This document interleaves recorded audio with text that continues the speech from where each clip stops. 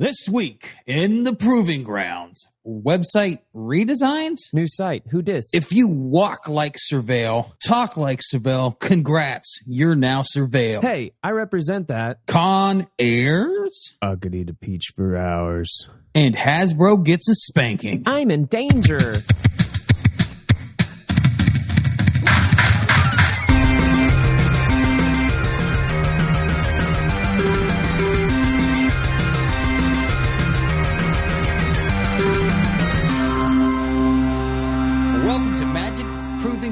The only Magic the Gathering podcast that proves having a larger print run than the Holy Bible is not good for stock prices. I'm your host, moderator Dave, and this week we have with us Ben. Hey, everybody. And also joining us is Other Dave. Who?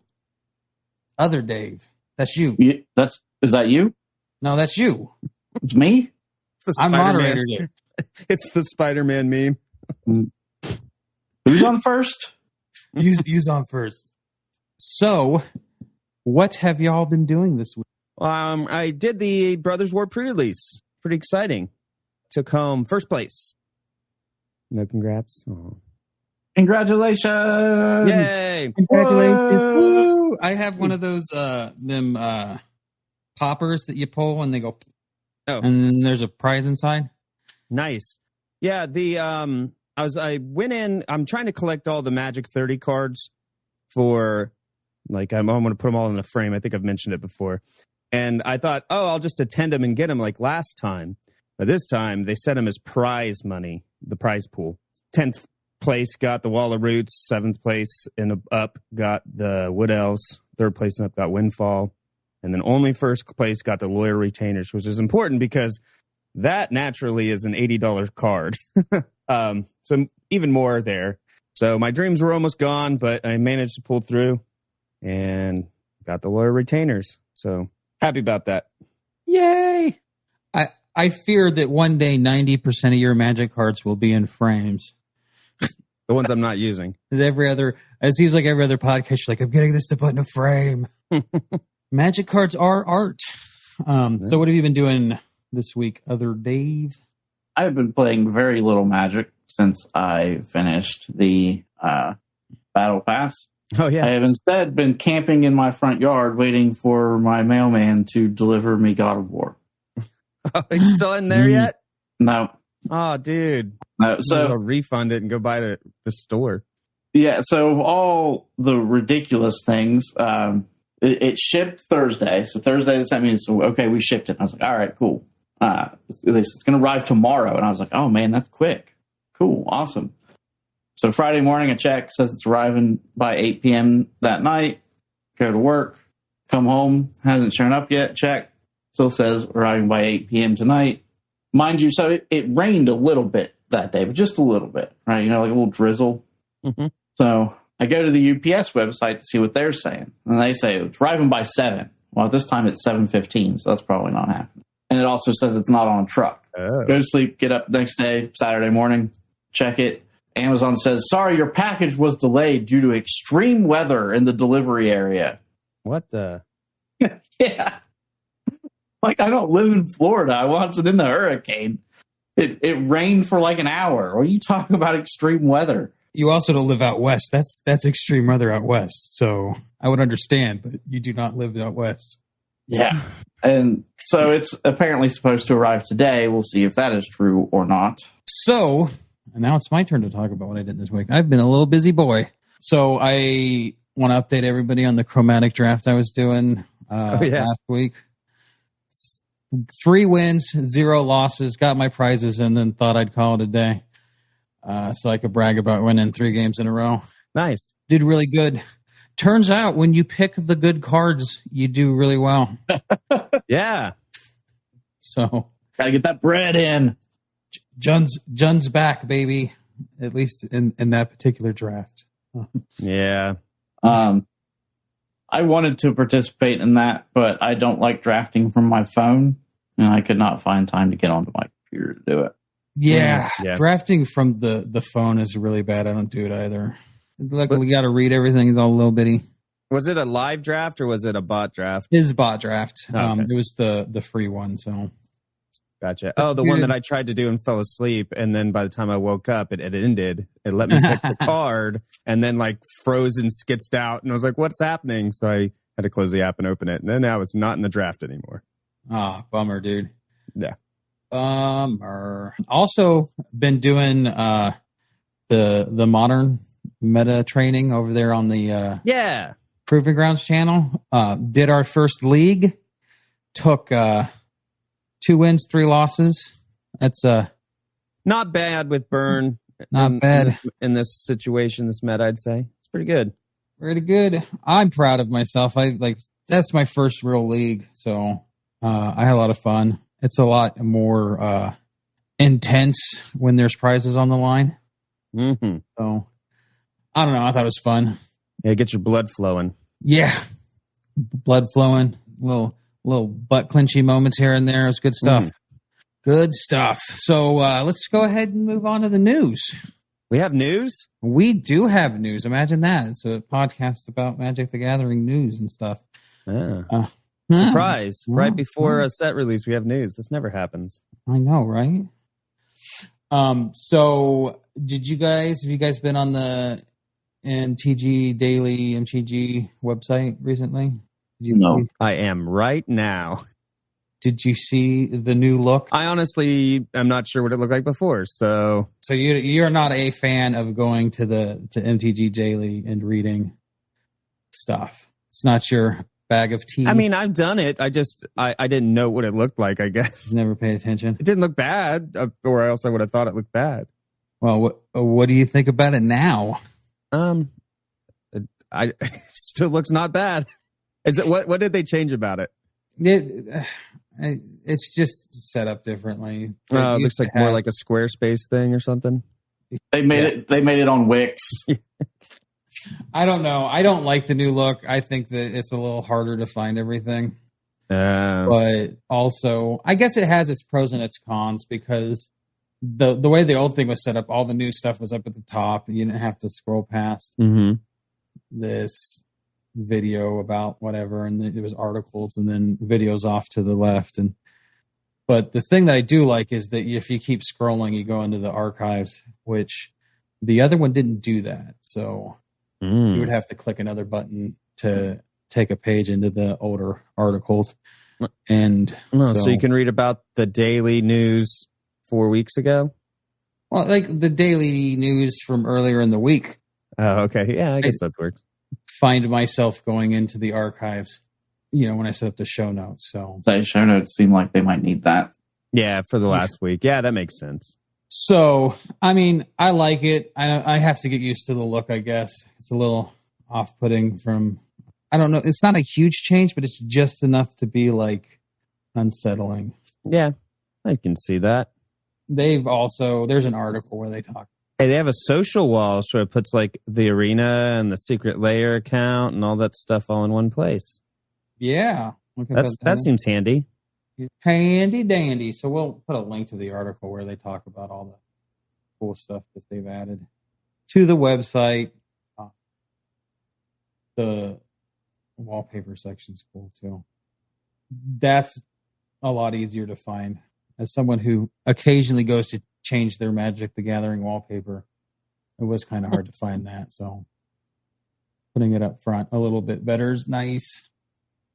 So blow up or hot mess? About the same. Be like our old optometrician that was always better, worse. Yeah, they still do it. I just got my eyes checked last week. They still do it. And you're still like, I don't see a difference. You trying to trick me here? I don't want to tell you the wrong one and get worse prescription. For real. Okay.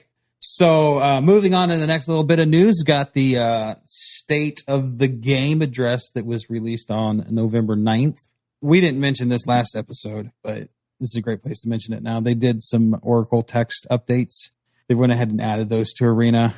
So the updates are to cards that had keyword things that have now been keyworded written out.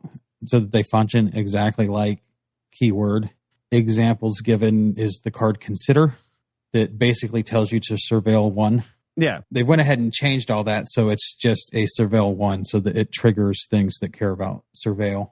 Same thing with cards that have landfall written out. They now have keywords landfall and then trigger landfall. Great, I think, for making the game more understandable. I always wondered why Consider just wasn't surveil 1. They had the keyword before, right? I believe so, yeah. And it just was like, we're not going to put it on this card.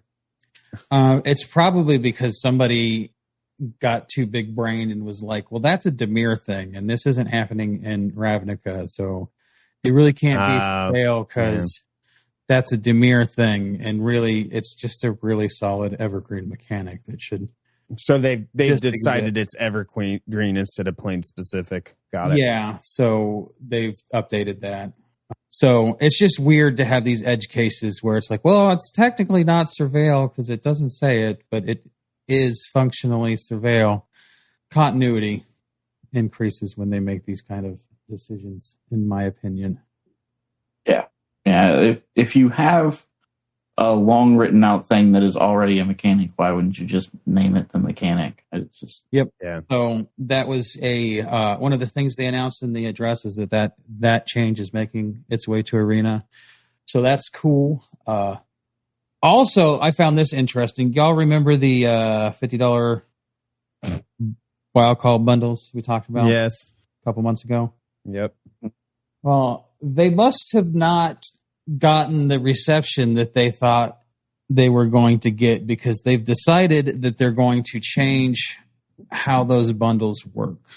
Oh, you mean charging an arm and a leg for something and piling a bunch of stuff you don't want in it to up the price was not a good business move?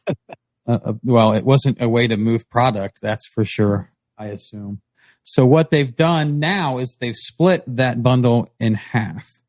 And they're now offering a bundle for $9.99 that is 4 rare wild cards, and then a second bundle that is $19.99 that offers 4 mythic rare wild cards.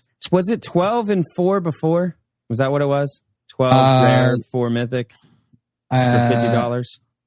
I honestly don't remember. I don't remember. That sounds right to me. I'm excited about this change. I mean, how they split it up. It's a more reasonable price for rare wild cards, which is what people really need. Yes, but I'll tell you why I'm excited for it, because this shows that they know that it didn't work. And if we don't buy this one, they might try something else that is better, such as a dust button to turn your cards into other cards. Yeah, or probably not going to happen, but I can hope. Wild card exchange. Yeah, something down and up based on cards. The kicker, the little asterisk on this is that you cannot buy an unlimited amount of these bundles. It's a set amount. Oh, that's a weird kicker. Is it going to be a set amount per set or a set amount per year or just a period set amount? What they said was a set amount between the Brothers War window. Okay. So set amount like per set. That's not terrible, I guess. Why wouldn't they? But why wouldn't they? Okay, each bundle can be purchased up to 10 times between the release of Brothers War and January 31st, 2023. So you can buy 10 of these bad boys of each of them. Why you would buy 10 mythic rare bundles is beyond me, but you can. Oh, I know. I bet I know why. Is because if you buy the rare bundles, you don't need to buy packs anymore. Yep. And packs are going to be more money for them, I bet. Yeah. So. Meh. Yeah. Meh. It's a thing. Don't buy them. Don't get tricked. Don't get tricked. It will get better if you don't buy in now. Yep. And then another thing they mentioned in the article was that they are changing the release timeframes and windows for paper versus digital to where paper will be releasing first and then the following Tuesday digital for the foreseeable future. So is this paper releasing first as in like the pre-release, the pre-release, or the date of the 15th. Like for example, 15th, and then a week later on a digital, or you will pre-release and then street date is the digital date. Tabletop release is November 11th, so that happened the other day. Yeah, the pre-release. Okay, good. So pre-release and then digital release, and then I assume actual release the following Friday digital for paper. Okay, so that's actually a good thing. That way people don't like grind a bunch of hours on digital before they go to these sealed events and have like a super leg up. You know, I think everybody should have a relatively even playing field. Like a pre-release is exciting because it's the first time you're using the cards. If you're playing against people that have used it on digital for, you know, a week or whatever, then I don't think that's as exciting. It should drive more people to play than the pre-releases. Yep. I think it's a good thing. Yeah. Magic's always been a paper thing, and I feel like, especially over the pandemic, they kind of like tried to stuff it into a box, into a closet, like a little, the kid you don't want to talk about, the least favorite like child. the Harry Potter. Yeah. I understand why, though. I mean, that makes total sense why they did that. Yeah. But being pandemic and whatnot, digital was the way to go to keep people safe. Yeah. But you got to come back eventually. Yeah, you got to come back. Them. Yeah. It's good to see them bringing this back to the forefront. Nice. Hey, let's talk about the retro artifacts. I was worried that these weren't coming to Arena on the fact that they're kind of, you know, old school artifacts coming to that. Yeah, and can be broken. Can be broken. Like, nobody wants to deal with Mishra's Bauble. I do. You want to play Mishra's Bauble. You don't want to be on the other side of the Bauble. You remember that in the league when you played? Yes. And the person, so turn one, they lay a Dragon Rage Chandler and 3 Mishra's Bauble in the first turn, and you're like, you can't really come back from that card advantage. We lost. There's that 3 game. surveil triggers, 3 extra cards. Like, yeah. Yeah, that's some hand sculpting like nobody's business. Yep. So yeah, I guess I see why. The deal with the retro artifacts, they will be coming to Arena. You can get them in packs. You can get them in purchase packs. So you get those retro artifacts as one of your 6 cards for standard, but they're not standard legal. Yes. Oh no. Okay. Well, whatever. What they will do, they replace a common or uncommon. Okay, slot. that's okay. Good. They don't replace a rare slot. Thank God. So you're not getting skunked on rares. You could, however, find yourself in a situation where you get a rare retro artifact and then a rare that's other scorecard in a pack, which that's cool, man. That's cheddar. So how it works is that all the retro artifact cards will be legal in Historic and Historic Brawl. Mishra's Bauble, however, will be banned. So you will not be able to play it. And because it's banned, they've set up a system in the pack randomization where it'll be deprioritized and you won't get it. So it's a channel situation where you can't really use it in anywhere. Yeah, anywhere. well, you can use it. You can use it in Historic Brawl. Oh, yay. The most popular form of Magic Arena. Yeah, and Historic Brawl. And the most popular place to play a Mishra's Bauble. Yeah, for real. So, I mean, let's be honest. If you're playing a Mishra's Bauble, you're not popular anywhere. It's a really good card. And then, just while we're going over banned stuff, Phyrexian Revoker is banned in Historic Brawl due to its ability to turn off Planeswalker commander abilities and stuff. So, was that card? Oh, it was already out. It wasn't a new card. Okay. Yeah. Did they ban Pithing Needle too? In Historic Brawl? Yeah. Because doesn't that do the same thing? Probably. Yeah. Okay. I don't play Brawl enough. I don't either. I can tell you. Just look that up. It is banned. Anyways, so that's the retro artifacts. I'm excited to get me some retro artifacts. Love me some Howling Minds. Do you guys think there will be any decks that come out of these historic artifacts, retro artifacts coming into historic? Anything that really? Yeah. Have you seen have you seen the list? Oh, I've seen the list. I'm just wondering if you can think of any that are like, well, this is definitely going to be a. I don't know. Sundering Titan's in there, and it'll be a good sideboard card. Cool. Karn Wishboard, buddy. Karn's gonna get banned one of these days. I swear to God. He's on you, dude. He's on there. He just gets better every set. In. So additionally, last, quality life improvements. They've improved how auto tap works to account for the Brothers War artifacts that get bonuses for the amount of colored mana you pay into them. Talked about them last week. Did they fix it with the Treasure Vault? Because it would like try to keep Treasure Vault untapped all the time. When you're like, I obviously don't want that untapped. I don't know, but it now informs you the colors that are going into the thing and asks you to confirm if that's how you want to tap everything out. So you can get your bonuses like you want your bonuses. Only in those cases where it matters. Yeah. Okay. And then they've made improvements to the UI for putting cards on the top or bottom of your library to make it more clear where they're going. Was it bad before? I've messed that up a couple times. Yeah. Well, yeah, especially if you've never done it before. You're like, what the is going on? Like, yeah. I thought they had it so that you drag it all the way to the other side of the library if you want to put it on the bottom. Oh, that's if you're mulliganing. Oh. But like for scrying, sometimes it is not there. Especially when there was a card effect. It's not in this set. It was the past set, but it would put it on the top or bottom of the library. It was like a counter spell, I think. Mm-hmm. Yeah, like rewind or either. I can't remember a counter spell or a bounce or something. But the controller chose top or bottom of the library. Oh, it was the bounce. It was the blue and a generic to bounce a green or red spell and put it on the top or bottom. And then the controller could choose to put it on the top or bottom of their library. Like Aether Gust, yeah. Yeah, that's the card, right? Yeah, I think so. Yeah. And it just said, it would say accept or decline. You're like, what? And I was like, which one is which? I don't. Which is which? Okay, so this sounds like a problem.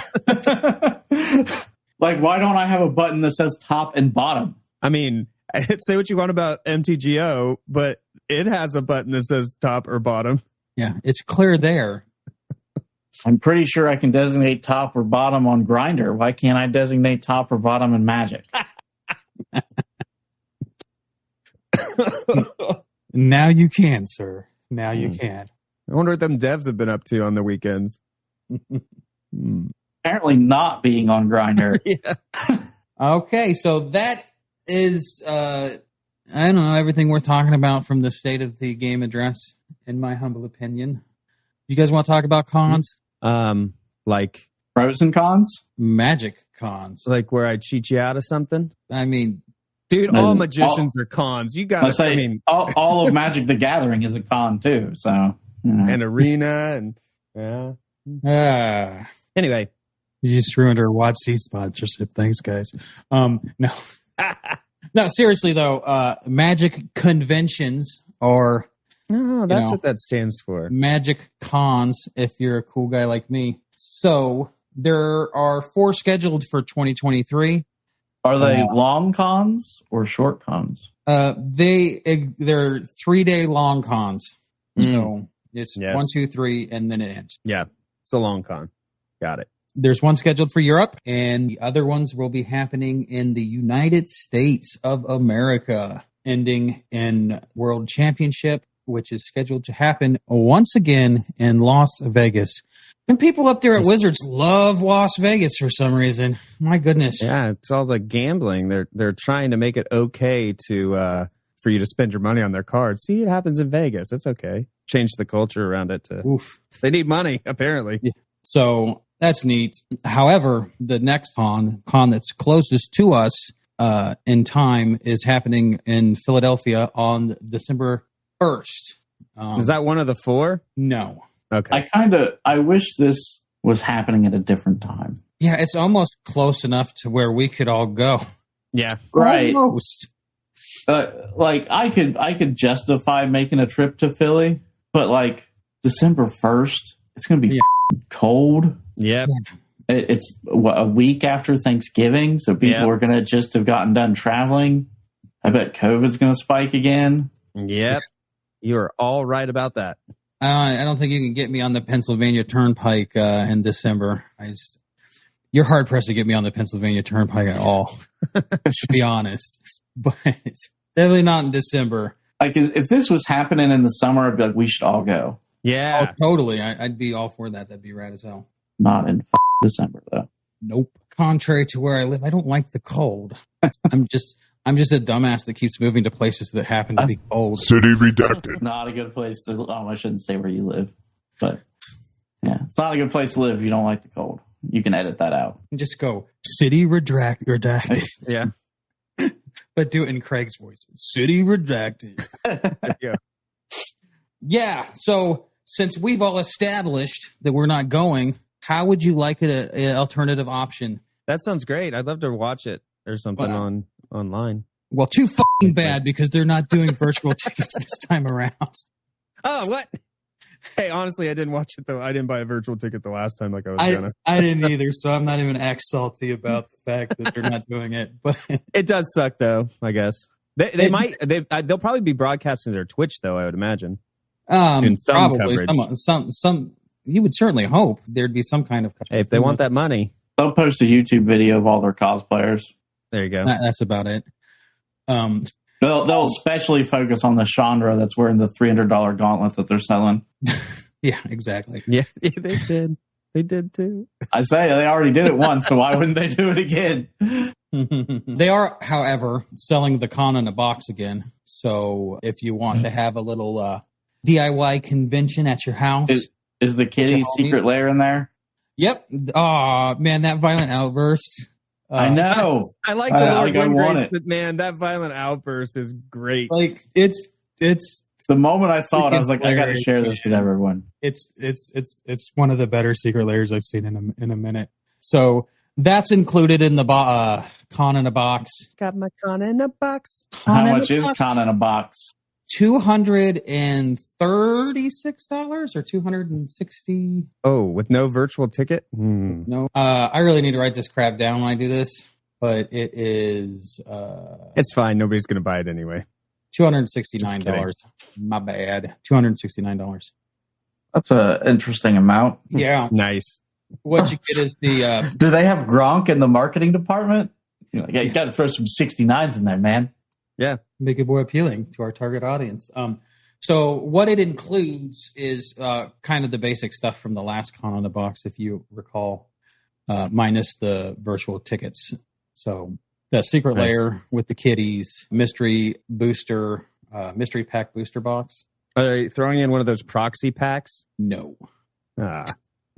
So some commander decks from past sets that they probably printed too many of and are now trying to get rid of. Dude, exactly. Yeah. Wizards printing too much of stuff? Shocking. How will that backfire? I don't know. That remains to be seen. I don't know. It seems like it's that was a good segue.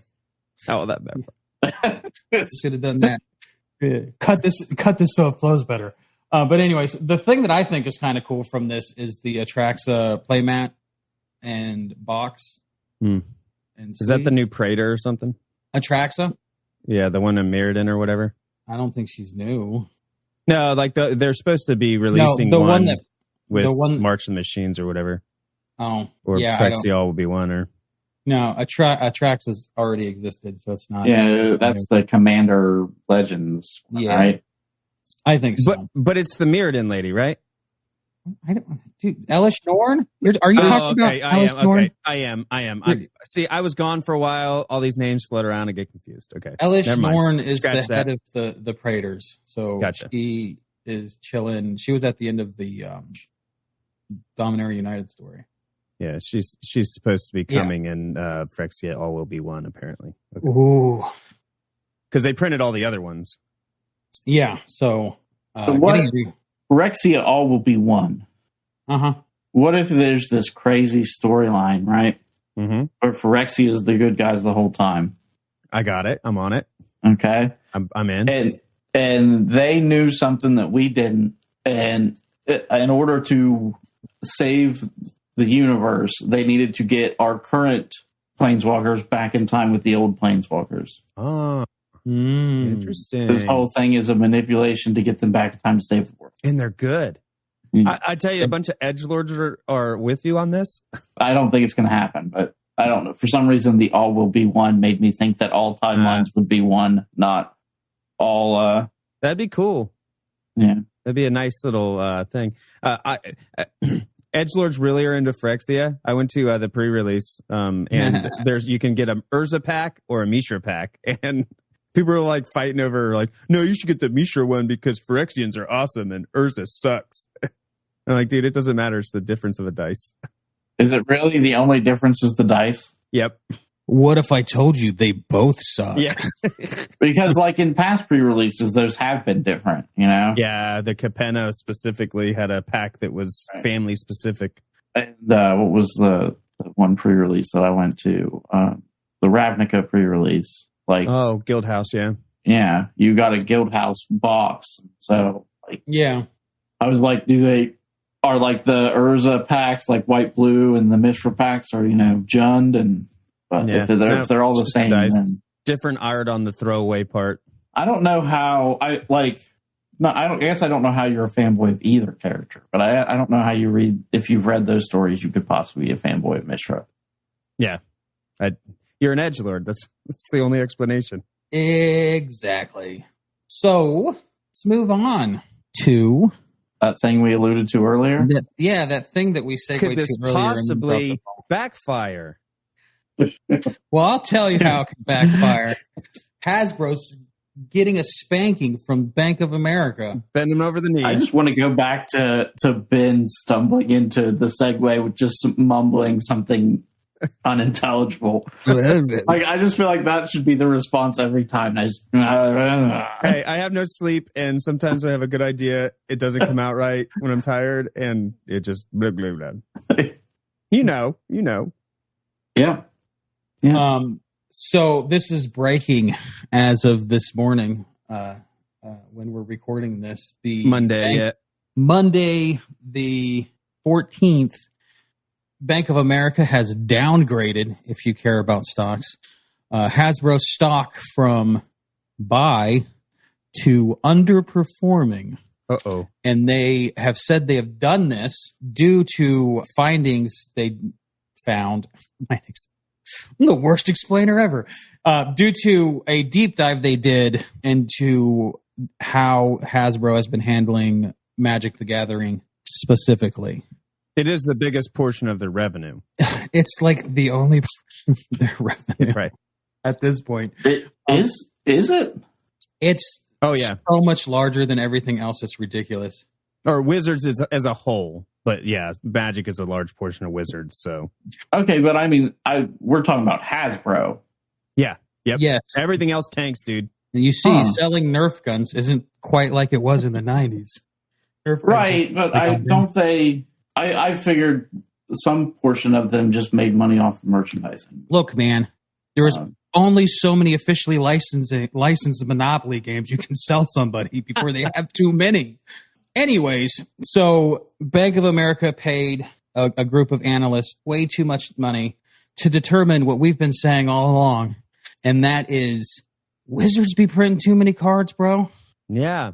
I like the quote in this article. It says, "This has created a panic among collectors, and we're seeing collections being liquidated now that the scarcity value of Magic is in question." That seems like a pretty good assessment of the situation. Yes.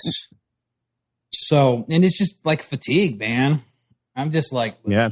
Well, yeah, I can't. Like, you want all the things, and when it's manageable based on the economy and your job and how much you're spending on everything, then you can do that. But when you can't get all the things because of there's just too many things to buy, you just kind of give up in getting any of the things, right?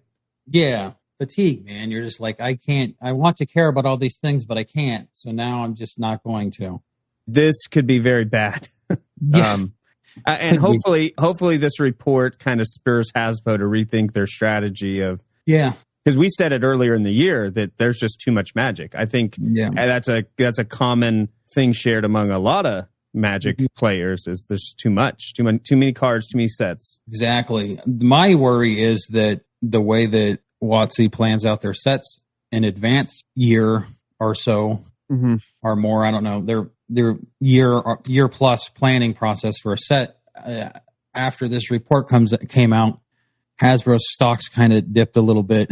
And then my question is, are they going to be able to course correct fast enough if this continues to be a problem in order to resolve things before things get really hairy? Yeah, I mean, they probably can't course correct the main sets, and they don't need to. Even the Lord of the Rings set, I don't think they need to. But like the other supplemental sets, they could probably put them on the back. I don't know how their chain works or anything, but they like Mark Rosewater's talked about, a lead up to a set. They pushed it up, changed things real fast for like 2 months in advance, 3 months in advance. So they might be able to throw some stuff in there if they're interested in doing that. I don't know. They might just look at this thing and go, they don't know what they're talking about. Yeah. I am curious exactly what portion of it they think is hurting the long-term viability of Magic. If it is the too often of the set blocks coming out, if it's collector's packs, the rise of collector's packs and that sort of thing. If it is like double Masters release. Yeah, if it's secret layers, if it's things like master sets, if it's things there's so many problems right now. It's hard to tell.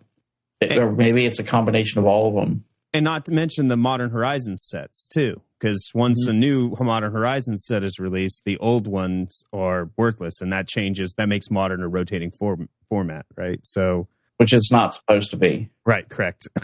Functionally, a rotating format on paper, not rotating. But functionally, yeah.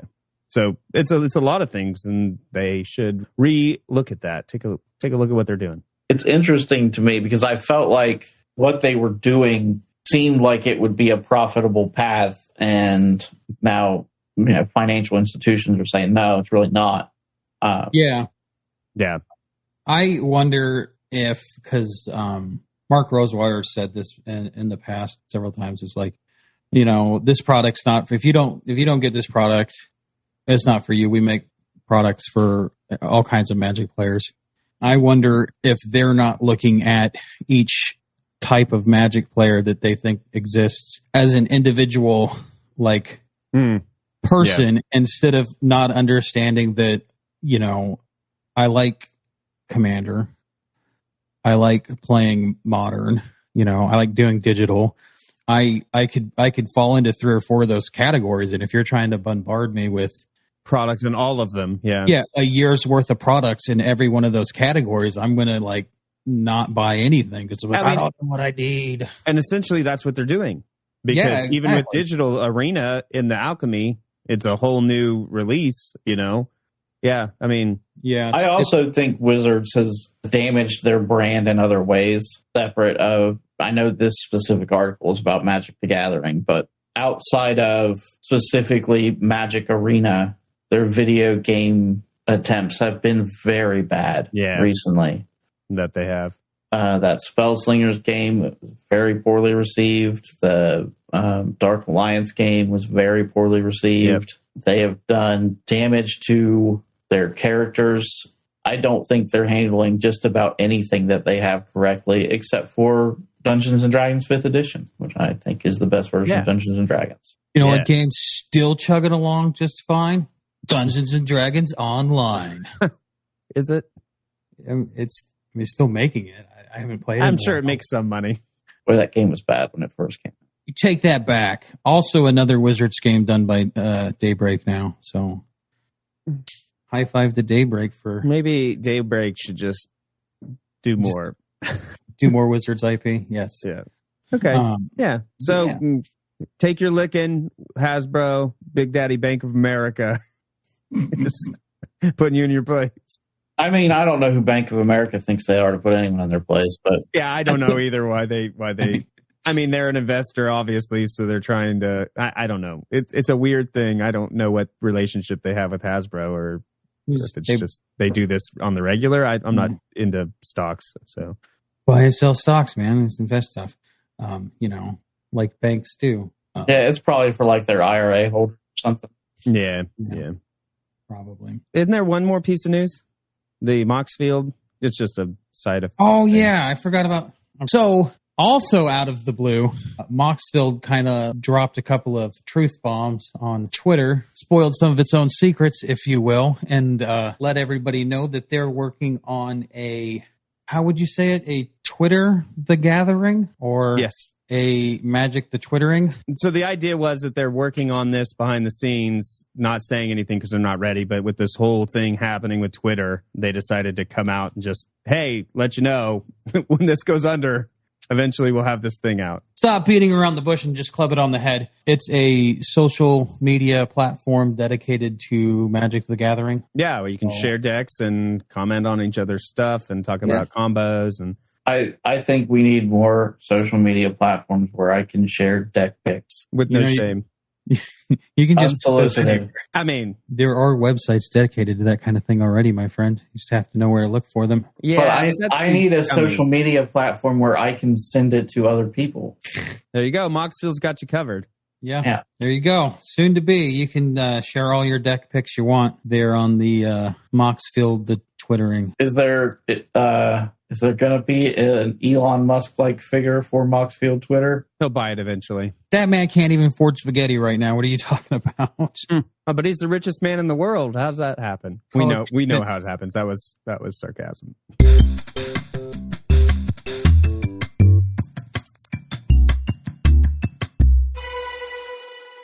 So how are we going to steal Power Stone? Well, first we're going to dress up like soldiers. Mo can be a goblin, and Walter can be a human. He can put on a helmet over his ears and fit right in. Are we going to shave Mo? Oh, come on, guys. I don't want to be shaven. It itches really bad when it starts to grow back. Fine. Once we get into the mana rig, we'll tell the guards. Oh, hey, how's guard duty doing? Late nights are a bummer, huh? Seriously, though, what if the guard asks, Hey, why is that other goblin so hairy? Oh, don't worry. I have a cover story. It's 'cause I got cursed by a witch. Honestly, I don't like talking about it, and I'm a little upset you asked. that's never going to work. Oh, yeah, well, trust me. I found out I come from a long line of tricksters. Way back, my ancestor even stole the royal clan seat. It was generations before anybody ever noticed. Reminded me to tell you about Get on with it. that. Oh, that one that lives in the Deadwoods. Dreadlocks or something about the hair? Anyways, hope that clears up for you. Did you guys see that guard? His face looked off. His eyes looked like they were fixing to ooze that black goo. Calm down, Walter. We're in. Smooth sailing from here. Once we're inside, we will need to find the Power Stone storage room. Guys, I found the place. This sign at the end of the hall points directly to it. Oh, nice. This seems easy. A little too easy. Oh, I get it. It's cool when you say it. Just hurry up and open the door so we get the Power Stone. All right, bar the door. Got it. At least they think it's barred. It's real dark in here. Oh, I can get that. What? It's empty. Oh no! The Phyrexians! They found us! We better find something that gets us out of here. We are goners. Look, over there in the corner. There are a bunch of broken shards of glass that's grown, but it's glowing. Are those broken power stones? Maybe? Oh, I have an idea. Scoop up as many of them as you can and stuff them into this portal's power supply compartment.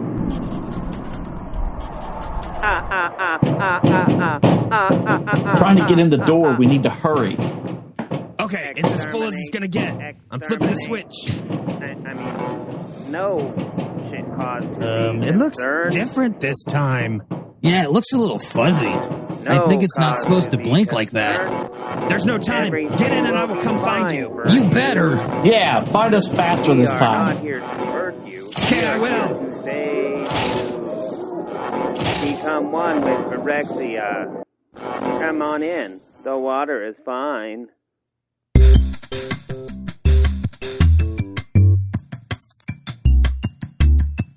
So let's move on to the discussion for this week. Ben, our on-the-ground correspondent, attended a pre-release this weekend. Yeah. And we'd like to hear your hot takes. Where he did terrible. Yeah, thanks. I appreciate that. Kidding. Actually, he did great. Thank you. So Brothers War, mind you, sealed is the format that they play in pre-releases. I'm not sure if limited as a whole. I can't speak to the draft aspect of it, but sealed as a whole, Brothers War, I feel is pretty good. I had an enjoyment. What I found interesting of it, because when I opened my first pack on the pre-release box, I had an enjoyment is just dude, I'm tired. I might say things funny. I saw the retro artifacts in this draft pack, and I had this moment of like, am I allowed to use this? And of course you are, because anything that happens in the pre-release is fair game. But yeah, you can use those retro artifacts that you get, which bolstered the experience, I think, for the sealed format, I guess. That you had an enjoyment in? Yes, that I had an enjoyment in. Anyway, okay, the point I'm trying to make is if you didn't have those retro artifacts, I'm not sure the sealed experience would be as good as it was. It definitely is enhanced by the retro artifacts. Pulling a Sundering Titan in a limited format was pretty nice. So I did put that in my main deck, of course. Power Stones ended up being really good, ramping up. When I built my deck, I kind of focused on getting things that made Power Stones so that I could cast my top end of my curve. Do you think Power Stones were more powerful because it was a limited environment, or do you think they will still be powerful in standard? I think they will be powerful in standard, but they're probably more affecting in limited, I would guess. That was basically what happened in Zendikar with the little token dudes that made mana. It was super powerful and limited, but outside of limited, it was nobody played it. Yeah, I have a feeling that that's the shape of this limited is Power Stones. You want to try to focus on those because you're going to be able to get your top end of your bangers. One of the things I noticed when I was making my cards, usually when you go to a pre-release and get your sealed, you don't really have enough cards to make a monocolored deck.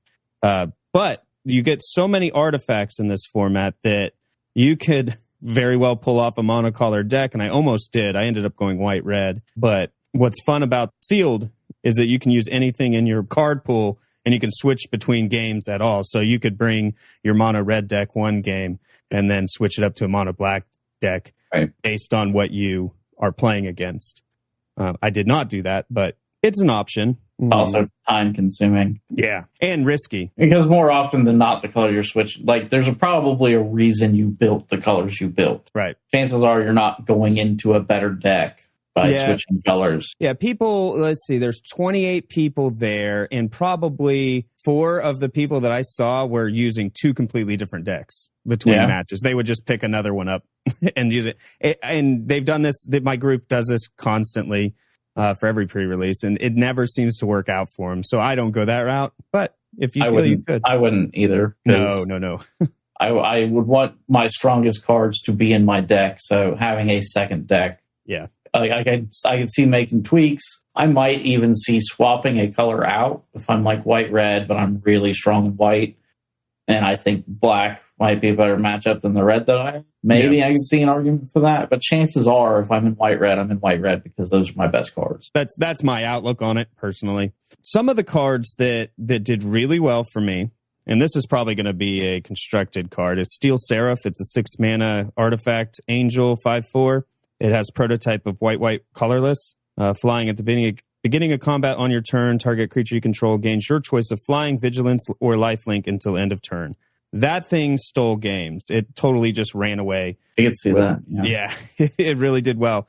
Don't sleep on a card. This other card did really well. At first, you look at it and you're like, that seems okay, but this was a key component to my deck. Meticulous Excavation, 1 white. It's an enchantment. You can pay 1 white and 2 colorless. Return target permanent you control to its owner's hand. If it has unearth instead exile, then return that card to its owner's hand. Activate only your turn. So my deck was focused on kind of unearth stuff, Power Stones, and unearthing. So with that Meticulous Excavation, when you unearth something, you can put it back in your hand instead of sacrificing it. Right. So that made a nice wheel, especially with the there was a dog. So that seems, I'm guessing that is fairly mana intensive. Yeah, it is. it is. But with power stones and your unearths or artifacts, that kind of helps you too. Yeah, because you can pay for the abilities. Yeah, and there's a 2-mana dog that rummages when he comes into the battlefield, so that, doing that swap between instead of losing it to exile helped. Do you think that will be an effective card in Standard, or do you think it's 2 mana intensive for Standard? It might be 2 mana intensive for Standard. But I'd love to see, because I really enjoyed playing with it. They would go to kill my thing, and I just return it to my hand, and then play it again, get the ETB. And I would say, because it works really well both with Unearth and just ETB effects. Yep, so. Absolutely. Yeah, it really was a banger. It helped me get some cards. In fact, there's a one point when I had one of the retro cards that buffed a creature of a chosen type, and it was the wrong type that I had on the board, and I was going to kill the person I was going to put him at 1 until I bounced that card up to my hand and laid it again, naming the creature I had on the board, which buffed it 1, and then I ended up killing them that turn. So it's like you can do a lot of tricks with that card. So I value that card very high in this format if you're building that certain way. I got a lot of bombs. So I got that Steel Seraph, the Sundering Titan, which destroys basic lands when it comes in, but it's a 7/10. And the Cityscape Leveler, a new card. Trample, when you cast the spell or when it attacks, destroy up to 1 target non-land permanent. Its controller creates a tap Power Stone. It's an 8/8 with Trample. Yeah, that's pretty good. Yeah. So getting those bombs and being able to pay for them with the Power Stone is really what drove me. I kind of struggled in the games I didn't draw those, but the games that I did draw those cards, I just steamrolled. So yeah, some good bombs in that format. Overall, I think Dominaria United might have been a more personal favorite sealed experience for me, but this one seems pretty powerful. You're really picking Dominaria United over the Brothers War. Dude, it was a really good thing. I mean, it was a really good enjoyment, Dave. Yeah, it was a good enjoyment. I'm just going to endlessly post that everywhere out of context. I received an enjoyment. Mm-hmm. Ben. Hey, look, I didn't sleep last night because I got on a wormhole trying to simply figure out how long goblins on Dominaria lived for, what their lifespan was. And then I got into this whole history and I figured out, I was like, oh man, all this stuff. And I was like, I know where Oteria is now on the continent because I found this world map. And dude, it was just a bad thing. And then I read about all the differences of all the goblins. There's different tribes and they have different intelligence levels and different skill sets depending on where they're at on Dominaria. It's crazy. I didn't realize it was that rich. You never do the Wikipedia wormhole late at night, man. Oh, dude. Lost many hours of sleep to that. Yep. All right. Well, seems like we've run out of stuff to talk about, so let's wrap this show up. Why don't you tell them where they can find us, Ben? You can find us on Twitter at MPGPod. You can find me on my personal Twitter at BeNiceMPG. Where can they find you, Moderator Dave?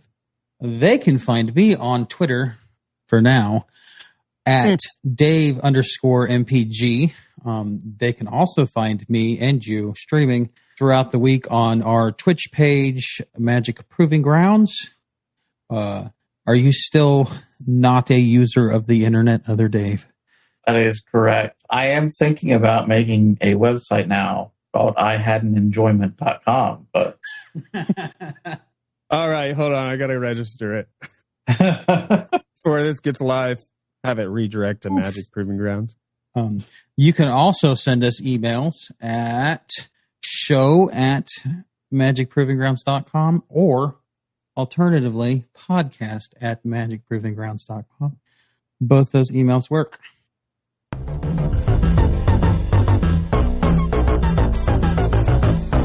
This better give me an enjoyment.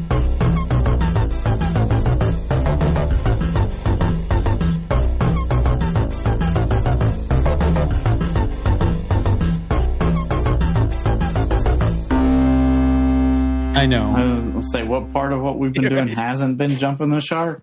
It's just one giant. It's just one giant Evil Knievel jump over the Grand Canyon, but it's Phobos sharks.